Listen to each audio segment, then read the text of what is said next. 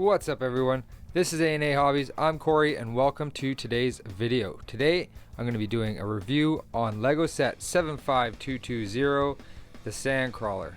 Comes with 1,239 pieces, is recommended for ages 9 to 14, and was released in 2018 and retailed here in Canada for $159.99. I managed to find this set at a local store who sometimes manages to get their hands on some old retired sets. The set is officially retired from Lego.com and was going for a little bit more than what I paid for it off the shelf, so I was really happy to pick this thing up. After building it, I'm more impressed with it now than what I thought it would be just by looking at the box. So as you can see here, the set comes with 6 minifigures, including one astromech droid, a medical droid, a remake of RA7 from the Death Star 2 released some years ago, a Luke Skywalker, and 2 Jawas. Also comes with this little bonus build that fits up inside the Sandcrawler itself, and really very happy to get this one and add it to my collection. So taking a closer look at the front of the box here, you can see my box has been damaged a bit. It was damaged off the shelf. I wasn't going to kick up too much of a fuss because I was going to build this set. I managed to get them to knock a few dollars off of the price, and I managed to pick this up for $130 Canadian right off the shelf. Like I said, couldn't go wrong with that. And you'll find that Sandcrawlers takes place on what I assume is Tatooine. And there they are trying to bargain off some droids to Luke Skywalker. You're going to have the set number, amount of pieces, the minifigures that come along with the set. And up in the top you're going to have Rey, Finn, and Poe. Top of the box is going to be pretty standard, showing the minifigure in their actual size and what minifigures come with the set, as well as some licensing and branding. The back of the box is going to show off some of the many play features that this set has to offer. As you can see, it comes with a full interior on the cockpit, as well as a little crane that is very opposable and can move in and out and pick up your little astromech droid there from your carrier and load them into the little droid prison. You can see down here every single panel basically comes off, giving you full access to the complete interior. You got a little droid prison there and a very spacious interior for a lot of play. You see the little extra build fits right up inside, and all 4 of the tracks can turn left to right. So that is the box. Let's take a closer look at the set itself. And taking a look at the set here, it actually turned out really nice. The proportions are all very nice. There's a lot of really unique angles when it came to getting the shape of the nose, how everything's kind of tilted forward and tilted to the left and the right. Now it is not as big as the UCS model, but it is nowhere near the price of the UCS model as well. Take a look at the back here.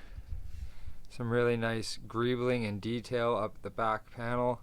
Really like these slope pieces. These are all one piece, single mold. Coming up into the top, again, some really nice greebling. Nice detail for a set that doesn't have a lot of pieces. With the almost 1,300 pieces, you're going to get a lot of those track pieces down there. And right here you're going to find a little wheel that can be used to steer the tracks. One of the negatives of the set, I'd have to say, are going to be the fact that you can see these 2 blue pins, these 2 blue Technic pins through this rod.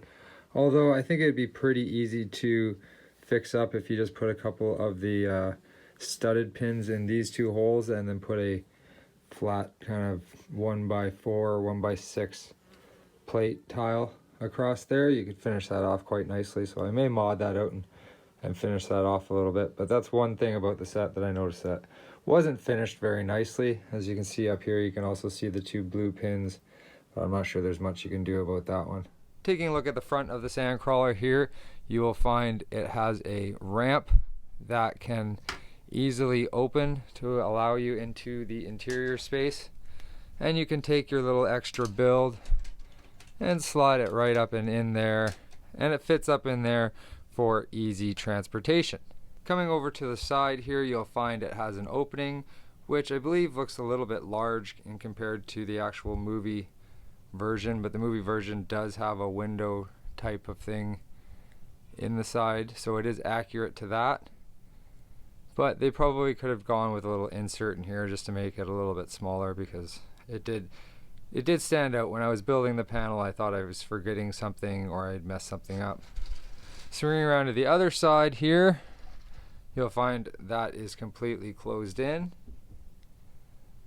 which I will preferably display it facing this way, just because I believe it has a more finished look. One of the more impressive parts of this build was definitely the tracks underneath it that make it move. The front 2 tracks and the back 2 tracks were 2 separate bags out of the 9 bags, and it focused all its attention on all the inner gear works and stuff there. Like, after building the haunted house, this thing has a ton more gears than even that amusement park ride. And what they've done is they've used those wheels, you can see those traction wheels there, and they've tucked them into the back corners, which gives the illusion that it's fully tracked, but also gives the traction the model needs in order for all the tracks to move. And it moves very well on a multiple of surfaces, and it does have some steering, and it was a really awesome part of this build that I really enjoyed. Spinning over here to the interior, all you have to do is lift up this panel to reveal a very spacious interior that you can take your Jawa and easily plop him in there to pilot the Sandcrawler. This control panel offers 2 printed pieces as well as some movability to help you get your figures in there. These 2 side panels here are on ball joints, and as you can see, they can swing open a little bit to go straight, and that's what they use to get the angles, the rounding the angles. And I found you really have to kind of play with those to get them to sit right when everything's closed. Just manipulate them around to try to minimize that gap through there. So to access the rest of the interior, we're going to just easily pull this top plate up. You'll find that these side pieces just pull off with no friction pins. These panels will flip up, which will reveal this side of the interior, which is very spacious and easy to get your minifigures in there. Put a droid. This is what I think they consider the droid prison. We'll put a couple droids in there for them to be in prison.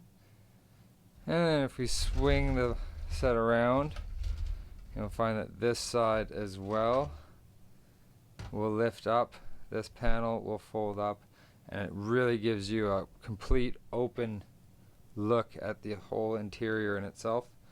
Over here you'll have a control panel. None of these are stickers. You have a printed control panel here, you have a printed control panel there, and they kind of jammed a whole bunch of detail into this little space here. You have a set of stairs leading up to a balcony or a landing, whatever you want to call it, leading up to an elevated area. Right here is going to be the crane, which you can swing out very easily and get your astromech droid. You're going to attach that to his head and then take him and swing him in to the Sandcrawler, ready to be sold to the next person with any thing worth value, I guess. And to close everything back up very easily, just flip the panels down, take your side pieces, make sure they're the right way,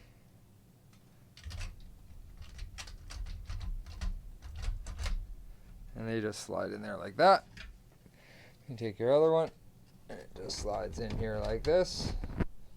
Take your top piece